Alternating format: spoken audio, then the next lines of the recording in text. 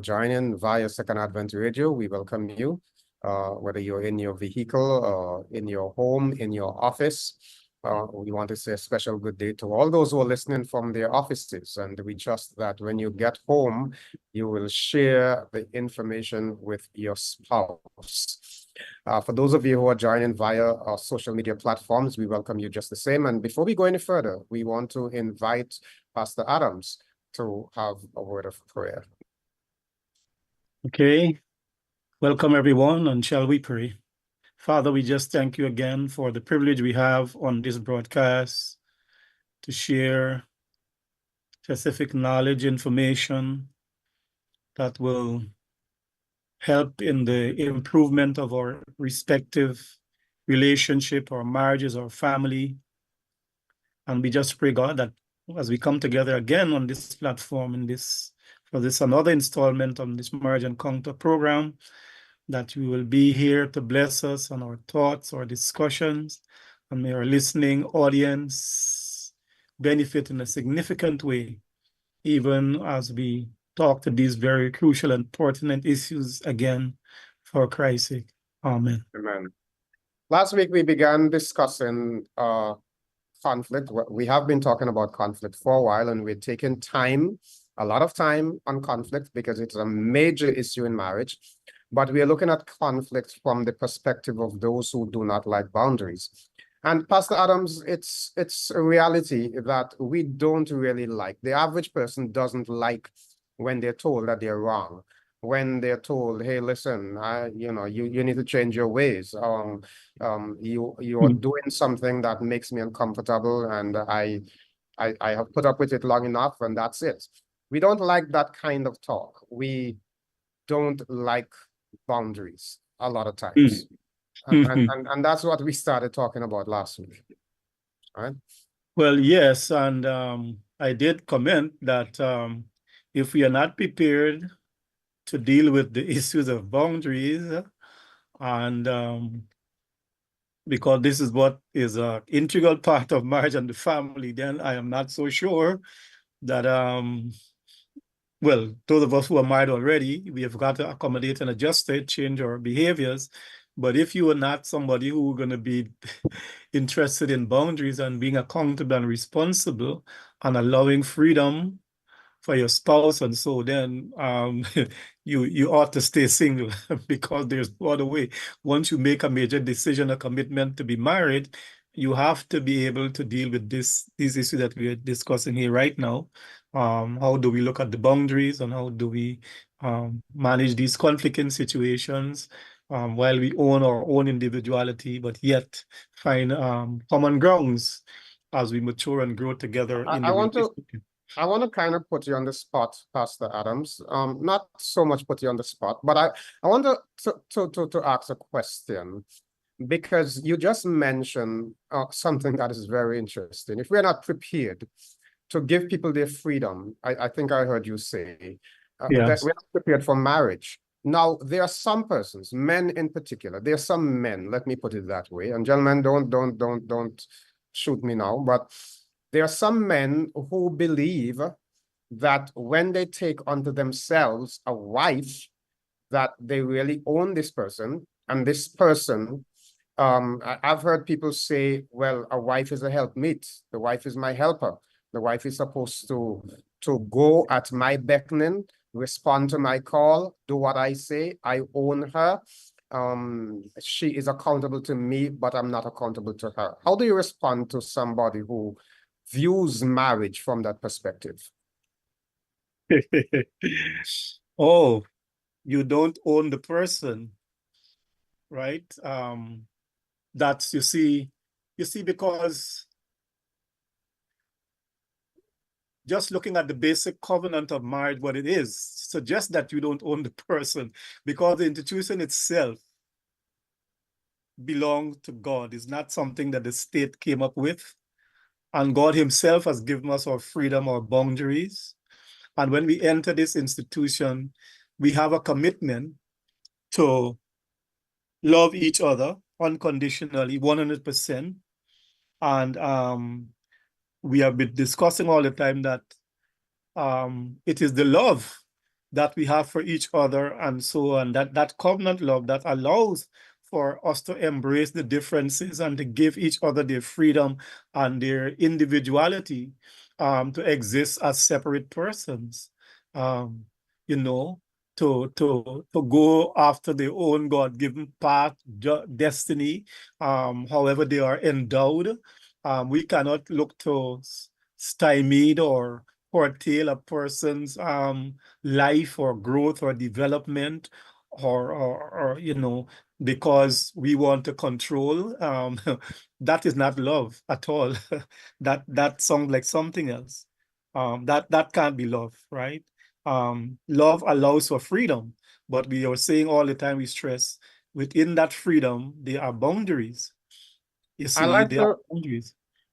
I like to respond to people who have that particular perspective. And unfortunately, there are lots of people who have that perspective. But I like to remind them that in Genesis chapter 1 and verse 26, God said, let us make man in our image after our likeness, and let them have dominion over the fish of the sea, etc.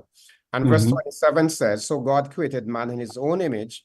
In the image of God created he him, male and female created he them. So the male and female together constitute the image of God. Mankind, Genesis 2 tells us that God eventually later married the man and the woman together. So from the beginning, the husband and the wife, a woman and a man, were created, because the word Adam in Genesis makes reference to mankind. So God created male and female in his image. And so a reflection of the Godhead, so to speak. Yes. And there is no rulership, superiority and inferiority in the Godhead. If we are created in the image of God, then we are to reflect those virtues in our relationship to one another. It's an understanding that there is some degree of wholeness, of completeness in the male, in the female, because we are to be reflecting the image of God. Yes, the control and dominance is as a result of the fall. Exactly. But said that in our redemptive theology and understanding what happened at the cross, then it is giving back the freedom to everyone. No male nor female, bond nor free, Greek nor Jews. All of us are one at the cross. So there's a redemptive theology, and there's something else that is so crucial, um, because you went to the creation and reference in there Genesis chapter 1 to say what Genesis chapter 1 said. So there is no hint in the text anyway about inferiority versus superiority, because that is a social construct, and that is why we are having that. But if we get back to the foundation, the theological foundation of marriage and the family, we're going to see clearly that there is no room for this control or dominance over somebody else's life, right? No, definitely not. Well, maybe we can move on from where we left off last week. Last week we ended by talking about that there are good things when both individuals like boundaries, respect one another's boundaries. We mentioned that it increases your ability to feel compassion for your spouse's needs, your spouse's desires, your spouse's hurts. Right. Helps you to develop self-control and patience. I think this is where we stopped last week. The matter of self-control and patience, recognizing that I, as an individual, may need to grow. I may need to exercise patience because my spouse also needs to grow. And my spouse may not have it right, but I should always remember that I don't have it right either. And we need to be patient and loving and kind with one another, because we are to be aiding one another along the pathway. Yes. Everybody will have to operate with a degree of self-control and patience, just because of the bare reality that confronts you in marriage. we would normally say, particularly in that early stage of marriage, the 0 to 3 years, when you are really seeing each other upfront for who you really are, because during the courtship dating period, you may not discover everything, but when you come in that space there and you begin to see each other close up for what you're really worth, then you have to be able to allow for patience and self-control and see how both of us can grow together. There's a second phase of knowing. There's a second phase of knowing that kicks in at the onset of marriage when you're in the same space. There's a second phase of knowing. You're going to begin to know something else about the person, possibly that you did not know before. And so it will require the patience and the self-control.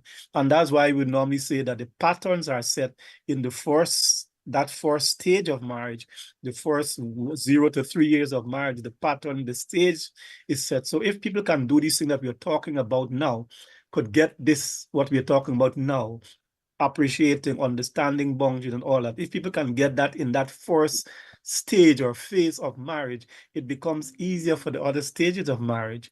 They are able to arrive at a better synergy much earlier, you see. And so those who have not yet been married and is privy to this kind of information that we are sharing have a decided advantage, right?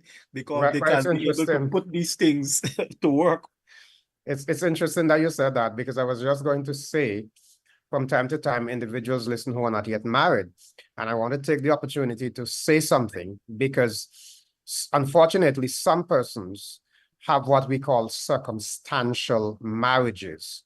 A young lady gets pregnant, and to cover shame, to not make her have a child without a husband, they rush and get married without having a proper place to stay. And sometimes, Right. because of the arrangements, he or she may have to go live by the in-laws, and that interferes with the exercise of the freedom that we're talking about, the allowing you to be yourself and to be able to see you in your raw state. When you're living in somebody else's house as a young couple, you are limited in many respects, in the way you Right. talk, in the way you express yourself, etc.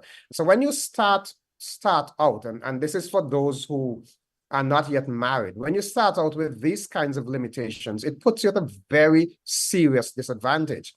And Yes. you're listening and you're planning to get married because you got pregnant, young lady, or young man, because you impregnated the lady, or some other issue. Somebody may say, well, my spouse is leaving to go to study and we want to get married before they leave, and you're rushing it. Marriage is not something that should be rushed. You want to be able to take your time and establish good foundations, good understanding, prepare adequately, so that when you start out, you can start on a level playing field with the respect and dignity that you have for each other, and patiently grow in that observation process. As you mentioned, Pastor Adams, that when you get married, it's a different kind of knowing. The quality of knowing is superior to Yes. what was before. And you want to be sure that the conditions, let me put it that way, the conditions are right. Yeah, definitely, definitely. So it is a humbling and self-controlling experience, and you have to have the patience. And more than that, apart from how do you see yourself in terms of your own self-awareness? Do you have the spirit of humility that you bring to bear and in this relationship? And I remember when we spoke, I guess many broadcasts ago, we did talk a bit to the matter of humility. That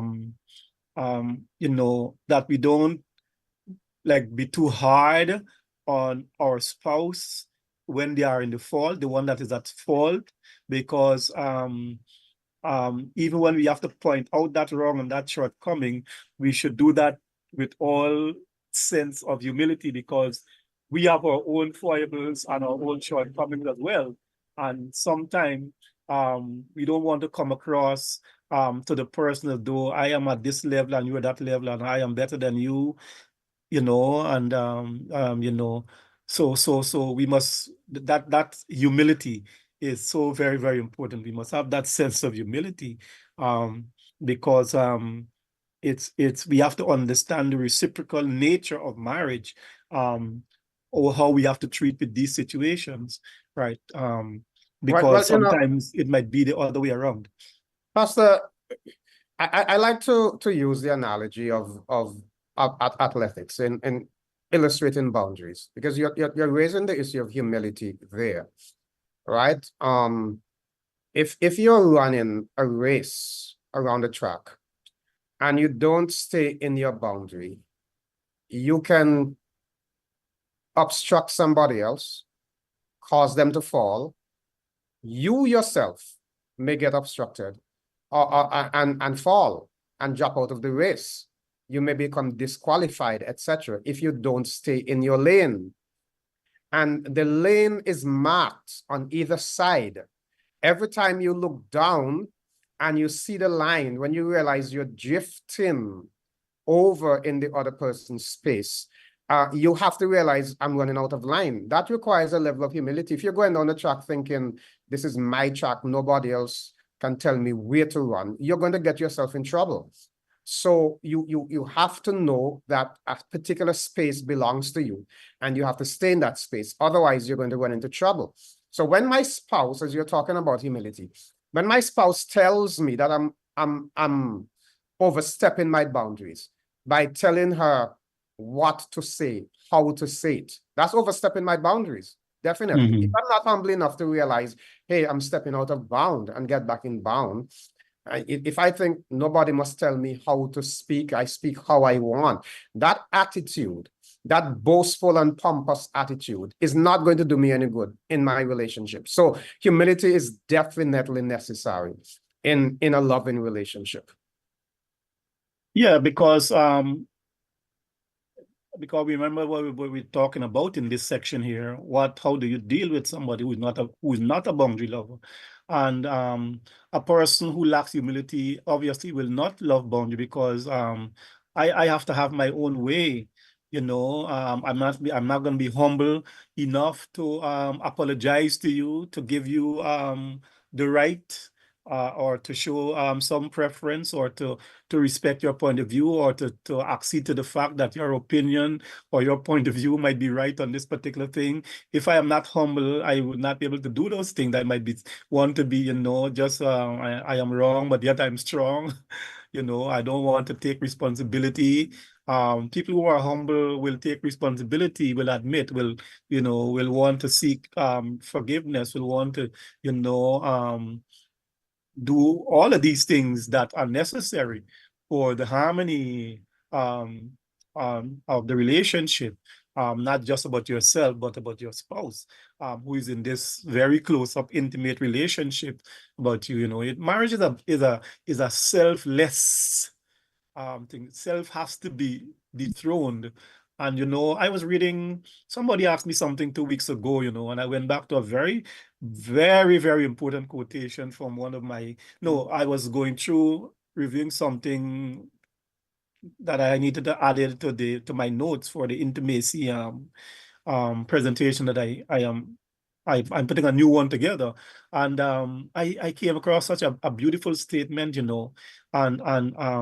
the principle of Christian marriage, because I don't know what audience we're talking to.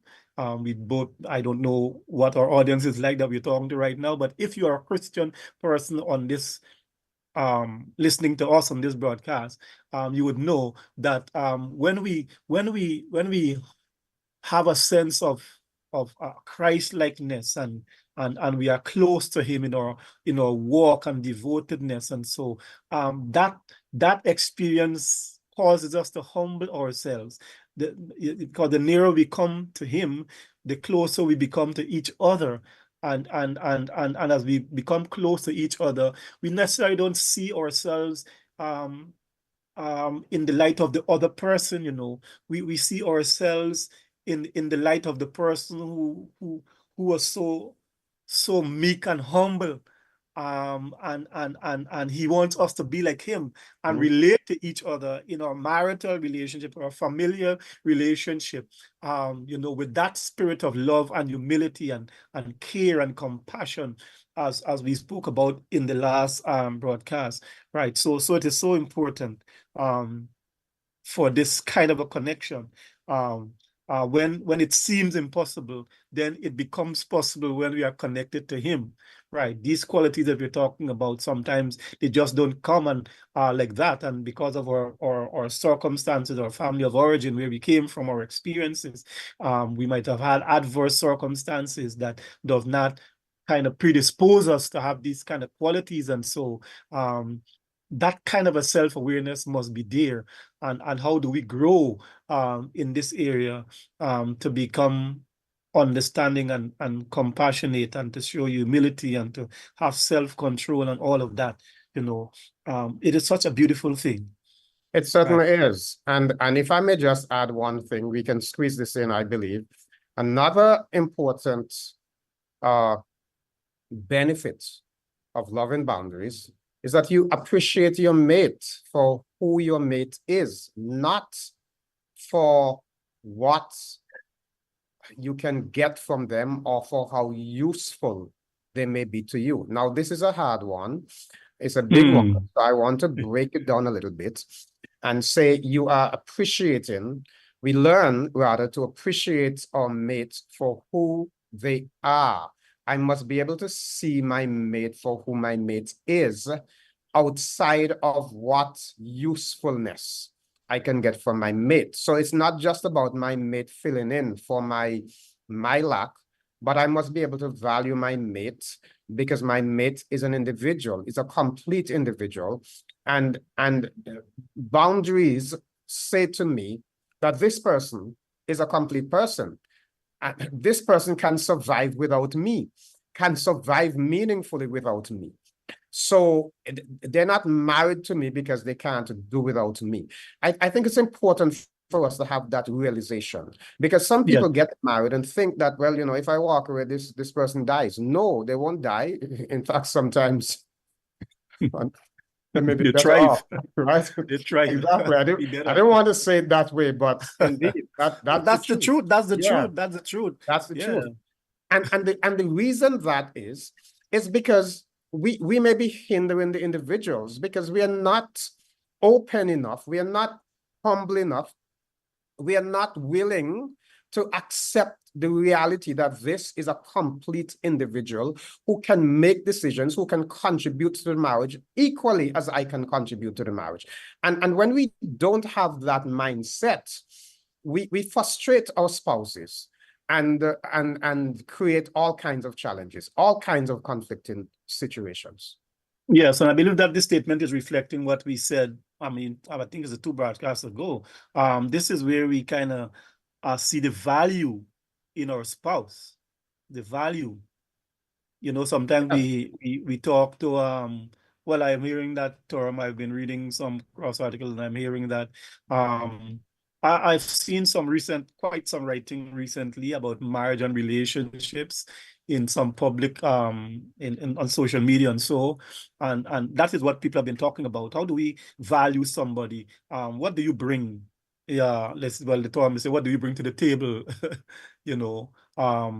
So I wrote a little note as I listened to one of the presenters. I said, you have to look for other things to value the person. I wrote this note, your spouse, because, for example, if the person is a beautiful person, if they just have physical beauty, that's a bonus. But you can't be dealing with that alone. What is the person like in terms of character, in terms of soul?